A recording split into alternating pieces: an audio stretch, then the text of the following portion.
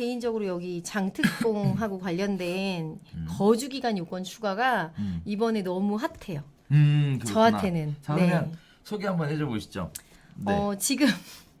지금 1가구 1주택 장기보유 특별공제가 10년까지 80%까지 적용이 되고 있는 건 많은 분들이 아실 거예요. 그렇죠. 다주택자들은 최대 30%까지만 가능하다는 사실도 모르는 분도 계실 거예요. 하지만 여기에서 다주택자가 원래는 아예 장특공을 못 받거든요. 그렇죠. 그거에 대한 유예는 조금 이따 말씀을 드리고요. 1세대 1주택자가 원래는 80%, 1년에 8%씩 적용되던 걸 여기 보시면 보유와 거주를 나누어서 4%씩 분리하겠다라는 거예요. 너무 다행인 건 21년 1월 1일부터 적용하겠다고 하니까 아직 내년 1년 동안은 유예 기간이 있어요. 쉽게 설명을 드리면 제가 10년을 보유했어요. 10년을 꽉 채워서 80%를 받을 수 있었던 사람이었는데 원래는 옛날 같으면 10년만 보유했으면 80%를 공제받을 수 있으니까 사실상 내가 1가구 1주택이면 낼 게 많지 않거든요. 그렇죠. 그런데 이 집을 보유만 했고 거주를 별로 안 했어요. 그러면 그 비율을 80%로 못 받는 거예요. 40%에다가 내가 실제 그 집에 4년까지밖에 거주를 안 했다? 그러면 40 플러스 12. 52%밖에 못 받는 거죠. 그렇죠. 그리고 또 실제 보유는 올해 1가구 1주택으로 했지만 실제 거주를 1도 안 했다. 그러면 장특공을 40%밖에 못 받는 거죠. 그렇죠. 매우 심각한 상황이 펼쳐졌어요. 이게 왜 심각해요? 이제 결국 들어가 살라는 거죠. 무조건 살아야 되는 거예요. 무조건 살아야 되는 거죠. 네. 그러면 네. 장기 보유 특별 공제라는 걸 받기 위해서는 네. 일단 1세대 1주택이어야 되고 1세대 1주택이어야 되고 9억 초과한 사람이 2년 이상 거주를 해야만 80%를 적용받을 수 있는 게 20년 1월 1일 내년부터 시작되거든요. 한 보름 뒤부터. 네. 그러니까 최근에 올해 하반기 올해 그 2019년의 핫 이슈는 오래 보유했는데 거주를 안 하신 분들은 실거주를 채우든지 19년 안에 팔아라가 가장 커다란 고객을 위한 세테크의 방법이었어요. 그런데 이 정책이 나옴으로 인해서 아예 분리돼 버리는 거거든요. 지금 보유 기간에 대한 게 최대 40%밖에 안 되고 거주를 안 하면 현격히 줄어드니까 결론은 뭐냐? 내가 오래 보유했는데 거주 안 한 집은 차라리 2020년 12월 31일 안에 파셔야 되는 거예요. 거주를 안 한 집은 2020년 12월 31일. 네. 그 올해까지. 안에까지. 내년이요, 내년. 아, 내년? 네네. 내년까지 팔아야 네네. 된다? 그렇죠. 예. 21년부터 적용을 네네. 하니까. 자, 그러면 결국 매도 차익이 큰 분은 너무 중요한 부분이에요. 그렇죠. 이게. 그러면 이렇게 되면 시장에서는 팔아야 된다고 생각을 할까요? 관점이 좀 틀릴 것 같아요. 저 같으면 팔고 새로 살 것 같아요. 팔고 새로 네, 산다. 세금을 한번 세탁하시는 게 필요해요. 네. 자, 그래서 지금 장기보유 특별공제와 관련해서 가격 상승폭이 컸던 지역은 지금 이런 얘기예요. 가격 상승폭이 컸던 지역의 고가 주택을 갖고 있는 분들은 내년까지 일단 팔아서 네. 일단 세제 혜택을 최대한 받고 예. 그리고 나서 다시 예. 새로 시작해라. 저는 그게 더 맞다고 봐요. 그렇죠. 거주를 안 한 분이라면. 가주를 안 한 네. 분이라면 네. 자, 그렇게 정리할 수 있을 것 같습니다. 이거 네. 굉장히 중요한 부분이죠. 대신 이런 건 어때요? 그럼 안 팔고 계속 갖고 있으면 풀릴 때까지 갖고 계시겠다고요? 네. 네. 그럴 수도 있죠. 그건 그렇죠. 자기의 선택이에요. 하지만 사람 일은 모르잖아요. 내일 뭐 10년 뒤, 20년 뒤까지 내가 살 수 있다라는 보장이 있나요? 만약에 상속이 돼도 마찬가지 세금을 내야 되는 건데. 네. 여러 가지 요인을 같이 검토하셔야 되는데 최근에 제가 이 장특공을 못 받는 사례하고 관련된 분을 한번 상담을 하면서 내린 결론이 차라리 같은 단지에 다른 물건으로 갈아타셔라 이거였어요. 왜냐하면 매입하신 금액은 2억 정도밖에 안 되는데 지금 시세가 기간을 워낙 오래 보유하셨기 때문에 거의 30억 가까이 되시는 거예요, 그분이. 그래서 1가구 2주택 조건에 매도를 못 하시고 뭐 여러 가지 요인들이 얽혀 있는 상황에서는 저 같으면 취등록세를 한 번 더 내고 빨리 처분하고 갈아타겠습니다라고 답을 드렸거든요. 그러니까 그런 것 또한 되게 폭넓게 생각해 보셔야 된다라는 거죠. 그렇군요. 네. 자, 장기보유 특별공제, 양도소득세 관련된 네. 부분에 있어서 굉장히 민감한 내용이 지금 던져졌다라는 건데 일단 거주 요건에 대한 부분 때문에 네. 굉장히 큰 차이를 나타내게 됐어요. 네, 맞아요. 네, 그래서 네. 새로 싹 정리하시고 새로 출발하시던지 네. 아니면 아주 지속적으로 계속 거주를 하셔서 10년을 채우시던지 네. 새로 시작인 뭐 거죠. 여러 가지 요건이 새로 같이 시작해서 있어요. 10년을 채우시든지 예. 이 두 가지 중에 하나를 예. 선택해야 되는 이 상황이다라고 말씀드릴 수 있을 것 같습니다. 네. 자, 그 다음에 또 이런 얘기들이 나오죠. 일시적 2주택자의 전입 요건 추가 및 중복 보유 허용 기간. 네. 이게 지금 일시적 2주택자가 3년 이내에 양도하면 됐지만 네. 이 부분을 2년까지로 네. 바꿨다라는 얘기가 나오고 있어요. 아, 1년으로 줄어요, 지금. 그렇군요. 일시적 그렇죠, 1가구 그렇죠. 2주택하고 관련하여서 네. 네. 취득일로부터 1년 내에 해당 네, 주택으로 네. 전입하고 네. 1년 이내에 기존 주택을 양도하는 네. 경우에 한해서 비과세 혜택을 주고 있다. 그러니까 뭐라고 네, 생각하시면 바꿨어요. 되냐면 17년 8월 2일 대책 이전에 매입하셨던 집들은 일시적 1가구 2주택이 3년이었어요.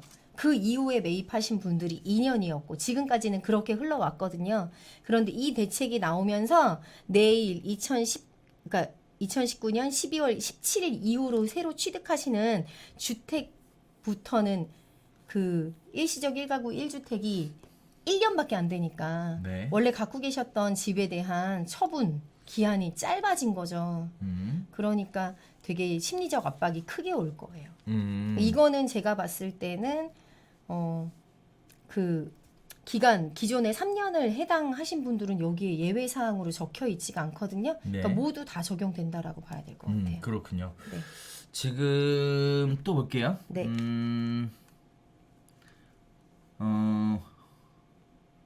12월 17일부터 새로 네, 취득하는 네, 네. 주택에 대해서 네. 적용이 된다라는 얘기. 그리고 등록 등록 임대주택 임대주택이 양도소득세 비과세 요건에 대해서도 네. 거주 요건을 추가하겠다. 원래 없었어요.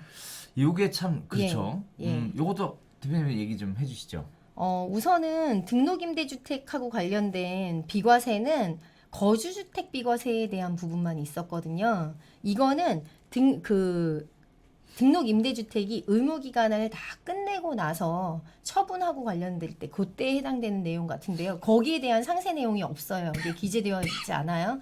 그런데 원래는 그 등록되어 있던 임대주택이 임대기간 종료하고 1가구 1주택 기준에 적용만 된다고 하면 비과세를 다 받을 수 있었던 건데 안 된다라는 건 무조건 등록 임대주택도 거주를 해야 비과세를 받을 수 있다라는 거니까 사실상 임대주택하고 관련되는 여러 가지 세제 혜택들이 많이 축소되는 건데 기존에 임대 등록을 하셨던 분에게는 적용이 안 되고요. 새로 임대 등록을 등록하시는 분들한테 해당되는 내용이니까 앞으로는 임대 등록하시는 세대들이 많이 줄지 않겠나. 또 지금 정부에서 내년부터 소득세법하고 관련해서 임대 등록을 하고 안 하고를 선택할 수 있게 해줬거든요. 그것들도 해당이 되는데 문제는 뭐냐면요. 여기보다 한 단계 더 나가면 임대 등록을 놔둔 상태로 임대 등록을 하지 않은 1주택을 파실 때 얘네들이 다 주택수에 합산되니까 이거는 조금 임대주택에 대해서 여러 각도로 설명해 드려야 돼서 이 자리에서는 다 못 해드릴 것 같아요. 그렇죠. 네. 자, 일단은 이런 식의 일들이 있었나 봐요. 뭐 조정대상 지역 내에서 1세대 1주택인데 네. 얘는 2년 이상을 거주를 해야 9억까지 네. 비과세를 받을 수 있었던 거죠. 그렇죠.